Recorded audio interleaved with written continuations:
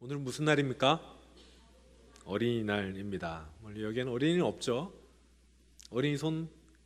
네, 없죠. 유재혁 어린이가 손을 들었는데, 어린이날이 제정되기 전에는 어린이란 말이 없었습니다. 우리나라에는 어린이라는 말은 없었고, 애들, 사내 아이, 계집 아이, 이런 식으로 불렀었습니다. 그래서 아이들, 특별히 어린이날이 이제 제정되고 시작할 때가 언제였냐면 일제강점기 때였는데, 그때 아이들의 인권이라던가 교육의 수준이라던가 이런 건 굉장히 낮았습니다. 어른들은 아이들을 어떻게 보았냐면 아직 어른이 되지 못한 존재, 부족한 존재, 아직 1인분을 하지 못하는 존재라고 생각을 했었습니다. 그래서 여러분 잘 아시는, 누가 어린이날을 이렇게 제정하셨습니까? 방정환 선생님께서 그것들을 보고 어린이의 인격에 대해서, 또 어린 아이의, 어린이들의 교육과 어떤 그 환경, 자라는 그런 환경을 조성하기 위해서 어린이날이란 것들을 제정을 했죠. 그리고 해방되고 나서 첫 어린이날이 원래는 5월 첫 주일이었거든요. 첫 주일 날짜가 5월 5일이었습니다. 그런데 이제 매년 가다가 날짜가 계속 바뀌는 주일이 되면은 헷갈릴 것 같아서, 그래서 5월 5일 하루를 정해서 어린이날로 하였죠. 공교롭게도 이번 해에도 어린이날이 주일이 됐네요. 처음 제정할 때와 같이. 어린이들은 이전까지 꽤 오랜 시간 어른으로 대접받지 못했습니다. 어른이 아니라 한 인격으로 대접받지 못했습니다. 그리고 그것은 오늘 본문에서도 똑같은 일이 벌어지죠. 자, 오늘 본문, 우리가 같이 읽었던 오늘 본문 앞에는 예수님께서 기도에 대한 말씀을 하시거든요. 이 앞절에 보면은 바리새인들이 기도하는 장면과 세리가 기도하는 장면 두 개가 나옵니다. 예수님께서 그 두 사람들을 가지고 제자들에게 기도에 대한 가르침을 주셨습니다. 여러분, 바리새인이 어떤 사람인지 제가 가끔 설명을 한 적이 있는데, 바리새인 하면 어떤 인식이 드십니까?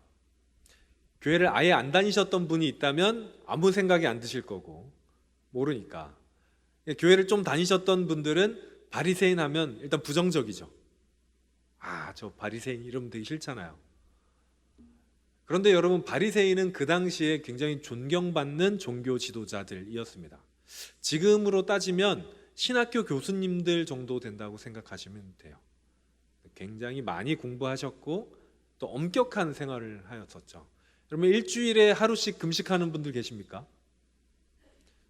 초대교회 때는 사실 일주일에 하루씩 금식을 했었어요. 금요일에 금식을 주로 했었는데, 바리새인들은 일주일에 이틀은 금식을 했습니다. 많으면 3일씩 금식하기도 했어요. 순전히 종교적인 이유 때문에. 그리고 11조를 빠지지 않고 드리고 하루에 3번씩 혹은 5번씩 기도 시간을 철저하게 지켰습니다.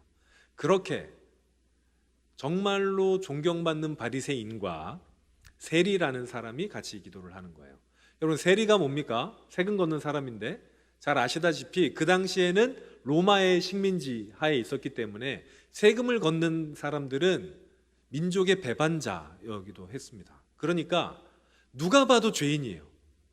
신약시대 때 누가 봐도 죄인인 직종이 있었는데, 그 한 직종은 창녀였고, 그와 비슷하게 죄인으로 여겨지는 직종이 세리였습니다.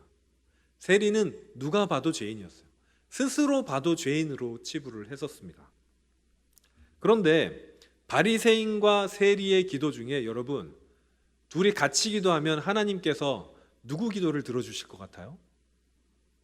이 당시 사람들은, 우리 말고 이 당시 사람들은 누가 봐도 바리새인의 기도를 하나님께서 들어주실 거라고 생각을 했을 겁니다. 그런데 바리새인이 기도하는데 어떻게 기도하냐면, 사람이 많이 보는 성전에서 또 사람들이 다 들을 수 있도록 이렇게 기도합니다. 누가복음 18장 11절에서 12절을 세 번역으로 제가 올려드렸는데, 이렇게 기도하는 거예요. 하나님 감사합니다. 나는 남의 것을 빼앗는 자나 불의한 자나 간음하는 자와 같은 다른 사람과 같지 않으며, 더구나 이 세리와는 같지 않습니다. 옆에 세리가 있었던 거죠. 나는 일해에 2번씩 금식하고 내 모든 소득의 11조를 바칩니다. 이게 기도예요. 바리새인이 이렇게 기도했습니다. 세리는 어떻게 기도했냐면 이렇게 기도합니다. 아, 하나님, 이 죄인에게 자비를 베풀어 주십시오. 가슴을 치며 감히 하나님을 올려다보지도 못하고 그냥 그렇게 한숨을 쉬며 기도했습니다. 여러분, 이들의 기도에 대해서 예수님께서 뭐라고 얘기하셨냐면 이렇게 얘기하셨습니다.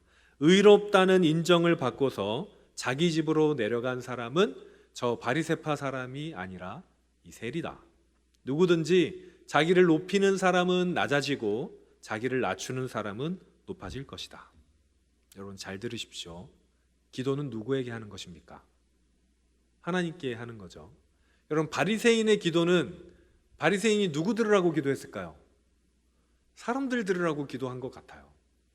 그리고 만약에 바리새인이 하나님께 이런 기도를 했다면 정말 교만한 사람이죠. 하나님 앞에서 하나님, 저는 하나님께 복받기에 충분한 사람입니다. 제가 이 정도까지 했어요 라고 얘기할 수 있는 사람이 이 대단한 교만한 사람인 것 같아요. 자존감이 웬만하지 않고서는 하나님 앞에서 이러기 쉽지 않을 것 같습니다.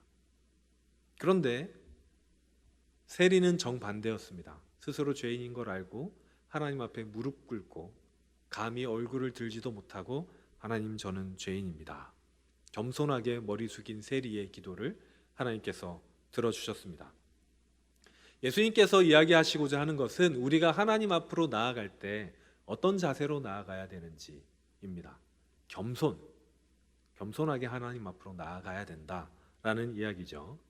사람들이 그 이후에 예수님께서 겸손에 대한 가르침을 주신 직후에 사람들이 어린 아기를 데리고 예수님께로 오십니다.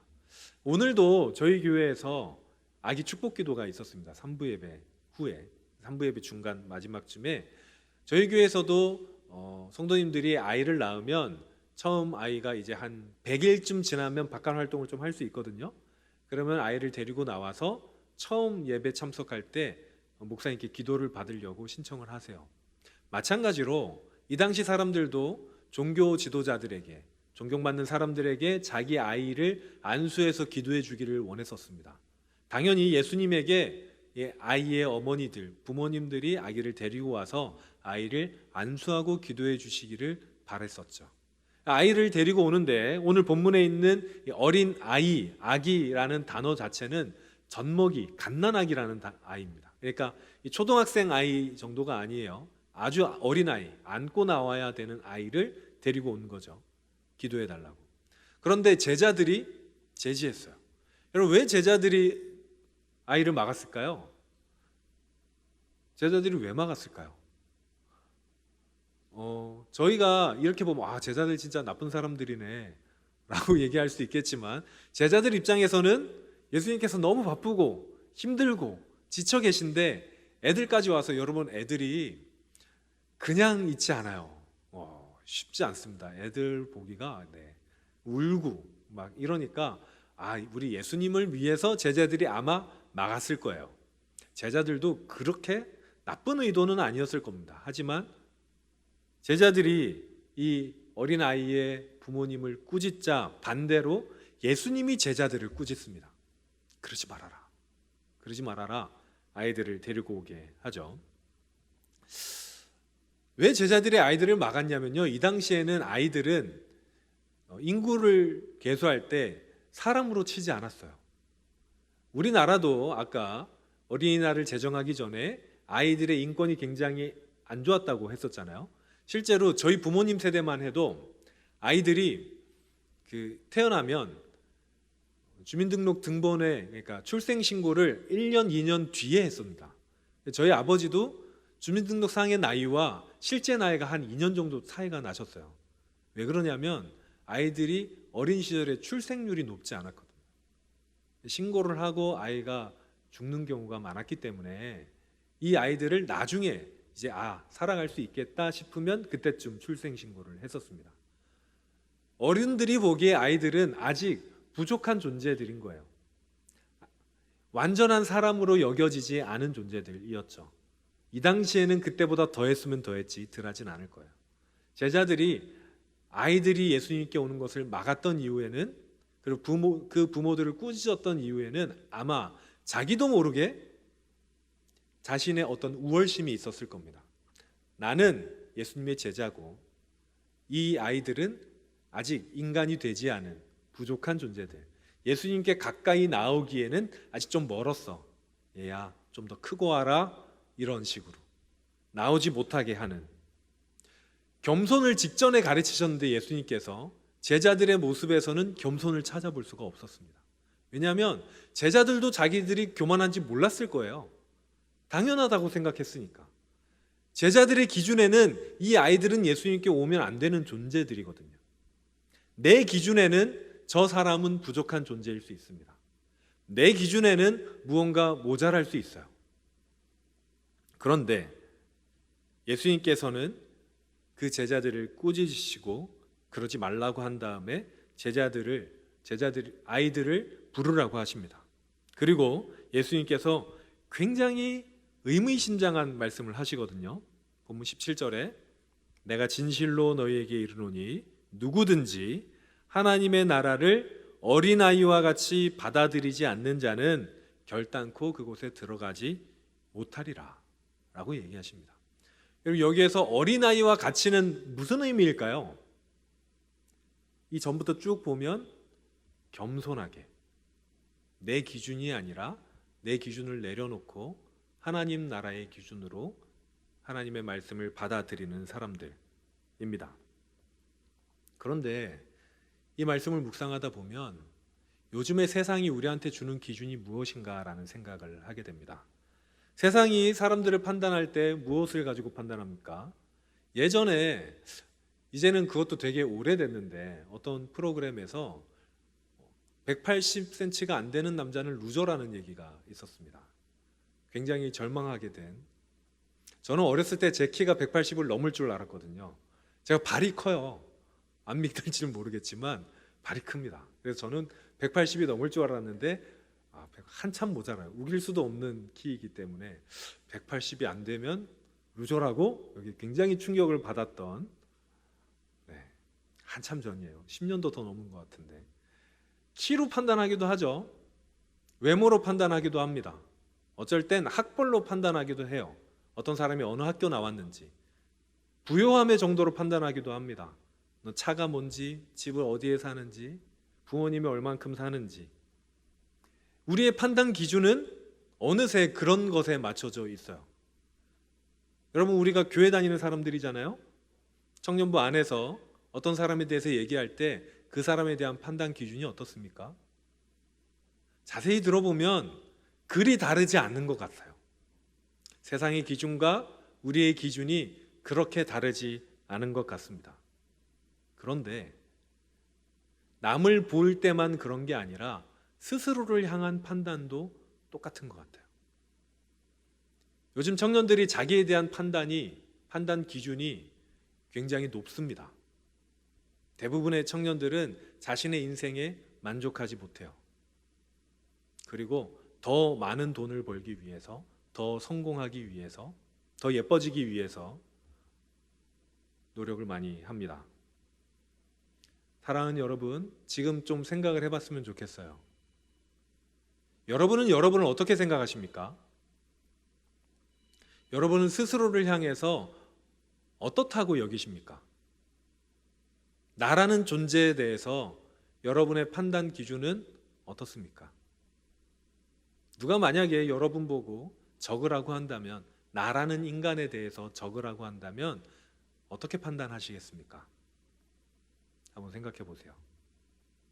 그리고 또 한번 생각해 보실 때 예수님은 여러분을 어떻게 생각하실까요? 예수님이 제 키가 180이 안 된다고 저를 무시할까요? 제 눈이 작다고 놀리실까요? 혹시 예수님께서 우리가 부요하지 않다고, 혹은 우리의 성적이 높지 않다고, 우리가 성공하지 못했다고 어떤 다른 기준으로 우리를 무시하거나 깔보실거나 허투루 보실까요? 아니요, 그렇지 않습니다. 예수님은 어린아이를 부르신 것과 같이 어린아이를 보시는 그 모습 그대로 우리를 보고 계실 겁니다. 그래서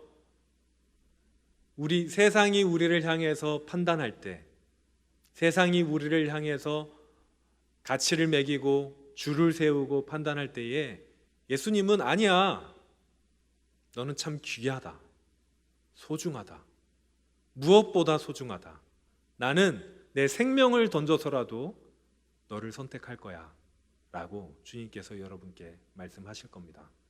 여러분, 오늘 본문에서 어린아이와 제자들 중에 여러분 누구입니까?